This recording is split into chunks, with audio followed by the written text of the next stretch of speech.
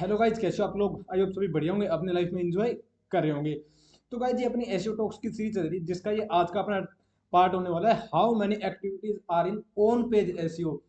मतलब आप एक एसईओ पर्सन हो या फिर कोई बिजनेस ओनर हो, तो आपकी वेबसाइट है, उस वेबसाइट पे अगर आपको ऑन पेज एसईओ करना है तो मेन कौन कौन सी एक्टिविटीज रहने वाली है, तो वो सब आप एक छोटी सी वीडियो के अंदर डिस्कस करेंगे। तो चलिए गाइस, ज्यादा टाइम ना वेस्ट करते हुए आज के टॉपिक को अपन स्टार्ट करते हैं। How many activities are in on page SEO. तो चलिए गाइस, फर्स्ट ऑफ ऑल अगर बात की जाए तो अपने को तीन मेन कंसेप्ट देखने को मिलेंगे। तो वो तीन कंसर्न है कौन से? तो इसमें फर्स्ट ऑफ ऑल ये देखो गाइस, फर्स्ट पॉइंट होगा, just a second please. There are a lot of aspect to on page SEO and the number of activities that can you perform depend on your specific goal. ये देखो guys, SEO के अंदर बहुत सारे concept आपको देखने को मिलेंगे। बहुत सारे कंसेप्ट मीन्स बहुत सारी चीजें आपको देखने को मिलेगी, और ये डिपेंड करेगा कि आपका गोल क्या है।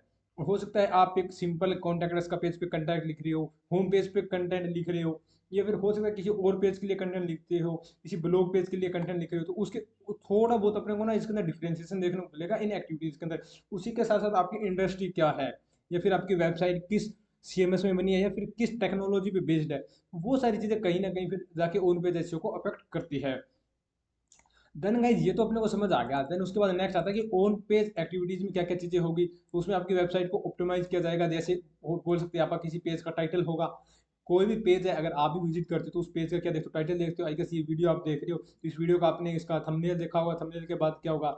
इसका वो अपने टाइटल देखा होगा। तो सेम फिर वहाँ टाइटल है। टाइटल के बाद मेरे को पता है गाइस, आप डिस्क्रिप्शन में जाओगे, मीन्स मेटा टैग्स हो गया, मेटा डिस्क्रिप्शन, मेटा टाइटल्स वहाँ कवर अप हो जाएंगे।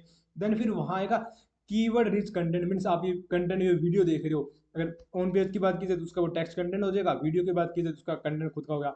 एंड बिल्ड इंटरनल लिंक्स, और उसके अंदर आप इंटरनल लिंकिंग वगैरह कर देंगे। जैसे मैं अभी आपको बोलता हूँ गाइस, आपको नीचे लिंक डिस्क्रिप्शन में मिलेगा, तो आप डिस्क्रिप्शन पे जाओगे तो इस वीडियो से, अगर यूट्यूब की वीडियो से यूट्यूब पे जा रहे हो, तो आपको वो इस प्लेटफॉर्म में इंटरनल लिंकिंग देखने को मिलेगी।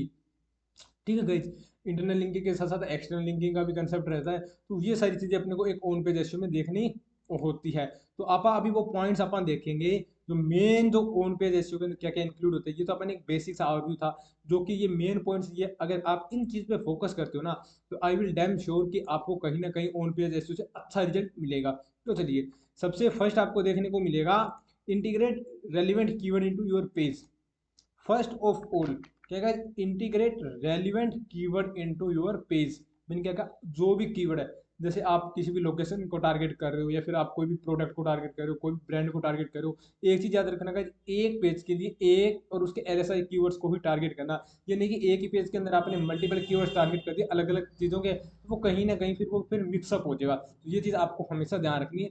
एक पेज पे एक ही कीवर्ड और उसके सिमेंटिक बोल सकते हो, या फिर उसके ये एग्जैक्ट मैच, या फिर ये क्या होगा, मतलब एक एब्सोल्यूट मैच बोल सकते हो, कि उसके आसपास की चीजें डाल सकते हो। जैसे अभी मैं डालता हूँ SEO course in India, best SEO course in India, ये फिर एसईओ ट्रेनिंग इन इंडिया। तो इस टाइप के आप कीवर्ड उसके अंदर यूज कर सकते हो। ये नहीं कि आप इंडिया वाले में आप यूएसए का डाल दिया, चाइना का डाल दिया, एक्सवाइजेड कोई भी आपने टारगेट किया, तो वो चीज आपको हमेशा अवॉइड करनी है। फर्स्ट में आपको कीवर्ड रिसर्च पे ध्यान देना होगा। देन सेकंड होगा optimise your title and description. जो भी आपका टाइटल है और जो भी मेटा डिस्क्रिप्शन है, सबसे इंपॉर्टेंट रहता है। टाइटल आपका किसी भी यूजर को सर्च में आएगा, गूगल में दिखेगा, तो आप भी कोई भी पेज पे विजिट करते हो, या तो उसका टाइटल पढ़ते हो, या फिर नीचे उसकी चार लाइन दी होती है, चार तो आई गेस मैंने ज्यादा बोल, दो लाइन दी होती है। तो आप वही दो लाइनें पढ़ के किसी भी पेज के अंदर आप उस पर क्लिक करते हो। तो ये चीज आपको हमेशा ध्यान रखनी है कि यूजर के पॉइंट ऑफ व्यू से कि मैं क्या क्या चीजें कर सकता हूँ। ठीक है गाइज। देन उसके बाद आपने अभी तक क्या क्या, आपने कीवर्ड भी फाइन कर लिए, आपने टाइटल निकाल लिया, मेटा डिस्क्रिप्शन भी लिख लिया। अभी जो आपने कीवर्ड्स निकाले ना, उसके अकॉर्डिंग यूजर फ्रेंडली कंटेंट आपको लिखना होगा। क्या है गाइज? यूजर फ्रेंडली कंटेंट आपको लिखना होगा। यूजर फ्रेंडली कंटेंट का अगर बोला जाए, तो जो भी अपने कीवर्ड्स है उसके रेलिवेंट आपको कंटेंट लिखना है। ये नहीं कि बात आप किसी चीज की कर रहे हो, या फिर आप हाउ टू ब्लॉग लिख रहे हो, या फिर लिस्टिकल्स बना रहे हो, किसी का रिव्यू कर रहे हो, या किसी को इन्फॉर्मेशन दे रहे हो, या कुछ कमर्शियल इंटेंट है, तो वो चीज़ आपको हमेशा ध्यान रखनी होगी गाइज। ठीक है। देन ये चीज़ें होगी। अभी आपके पास क्या क्या चीज़ें रेडी थी, आपने कीवर्ड भी निकाल लिए, टाइटल और मेटा डिस्क्रिप्शन भी आपका रेडी हो गया। देन उसके बाद आपको यूजर फ्रेंडली कंटेंट भी आपने लिख लिया। अब उसके के अंदर उसको थोड़ा सा इंफॉर्मेटिव और थोड़ा सा दिखने में एक अच्छा बनाने के लिए अपने को इमेजेस ऐड करनी होगी।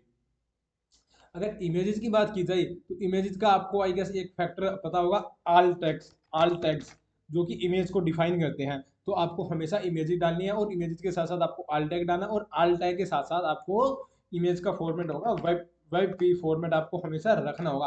वेब पी या फिर आप पीएनजी में अपलोड कर सकते हो।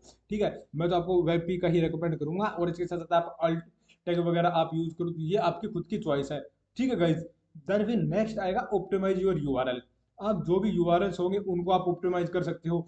अगर यूआरएल्स को अगर आप ऑप्टिमाइज करोगे तो ये आपके लिए एड ऑन ही होने वाला है, क्योंकि जो भी कोई भी आपने मेन कीवर्ड सर्च किया, जैसे SEO course in India search करा है, तो अगर वही यूआरएल में मैंने कीवर्ड डाल रखा है, तो वहाँ क्या होगा, वो बंदा यूआरएल देख के समझेगा कि इस पेज के अंदर क्या बात हो रही है। वहीं उसी यूआरएल के अंदर डेट होगी या फिर कुछ ऐसे एक्स वाई जेड और करेक्टर्स होंगे, तो फिर कहीं ना कहीं फिर गूगल का एल्गोरिथम या फिर गूगल के बोट्स भी कंफ्यूज होंगे और आप खुद भी कंफ्यूज रहोगे या फिर यूजर भी कंफ्यूज रहेगा कि आप भी सोचोगे यार फिर मतलब यूआरएल का क्या कंसेप्ट है। तो ये चीज़ आपको हमेशा ध्यान रख के चलनी होगा, इसके यूआरएल को आपको हमेशा ऑप्टिमाइज करना है। ठीक है, आपने इमेजेस भी डाल दी, इमेज के साथ आपने यूआरएल भी डाल दिया। उसके बाद कंसेप्ट आता है इंटरनल लिंकिंग का। इंटरनल लिंकिंग मीन्स आप खुद के डोमेन से एक पेज से दूसरे पेज पे अगर स्विच करवा रहे हो आप यूजर को, या फिर आपने उसको लिंक कर रखा है, तो वो होगा इंटरनल लिंकिंग। अगर खुद के डोमेन से आप किसी एक्सटर्नल डोमेन पे या फिर एक्सटर्नल डोमेन से आपके पास आ रहे हैं, तो फिर एक्सटर्नल लिंकिंग होगी। ठीक है गाइज, इंटरनल लिंकिंग आपकी खुद की होगी और एक्सटर्नल लिंकिंग आपके खुद के डोमेन से बाहर जा रही है, तो वो होगी। तो आपको हमेशा ध्यान रखनी है, एक पेज है उसमें आपको 3 से 4 इंटरनल लिंकिंग करनी चाहिए। तो ये डिपेंड करता है, मैक्स आप कितनी भी कर सकते हो, इसके लिए कोई हार्ड एंड फास्ट रूल नहीं है। ये डिपेंड करेगा कि आप कितने कंटेंट कितने वर्ड्स पे जाके एक लिंक डाल रहे हो और वो लिंक रेलिवेंट है कि नहीं। आपने जो भी, जैसे हो सकता है एसईओ कोर्स वाले में मैंने डाल दिया, जैसे ऑन पेज एसईओ मैंने एक पॉइंट था उसमें इस वीडियो का मैं लिंक डाल दूँ, कोई पर्सन देखेगा ऑन पेज एसईओ के बारे में जिसको जानना था, वो इस वीडियो पे आएगा ना, तो वो रेलिवेंट चीज़ें होगी, मैंने इंटरनल लिंकिंग की तो ये बेनिफिट था ना, तो वो चीज़ आपको हमेशा ध्यान रखनी है। ये हो गया। देन फिर आपको एक पेज जो improve site load time, on page SEO में आपका पेज मिनिमम 5 से 8 सेकंड, मैंने आई गेस ज़्यादा भी बोल दिया होगा, 5 से 8 सेकंड में अगर आपका पेज खुद रहा है तो एक यूजर के लिए सबसे बेस्ट होने वाला है, क्योंकि आज के टाइम में 8 8 सेकंड तो अपना वो स्पैन ही रहता है। अगर 8 या 9 सेकंड के अंदर कोई पेज नहीं खुलेगा तो अपन उसको वापस चले जाएंगे, वहाँ से आपका बाउंस रेट बढ़ेगा। तो ये चीज़ आपको हमेशा ध्यान रखनी है। आपकी वेबसाइट का जो भी साइट स्पीड है, पेज पेज इनसाइड स्पीड से आप चेक कर सकते हो, बहुत सारे फ्री टूल्स है, तो उसमें आपकी स्पीड इतनी प्रॉपर होनी चाहिए। देन उसके बाद last but not least, designing. जो भी आपका पेज है, अगर आपने कोई कैटेगरी पेज बना रखा है तो उसमें थोड़ा सा अच्छा सा कंटेंट डाल के आप उसको एक अच्छे तरीके से अपने ब्लॉग्स को प्रेजेंट कर सकते हो कैटेगरी वाइज।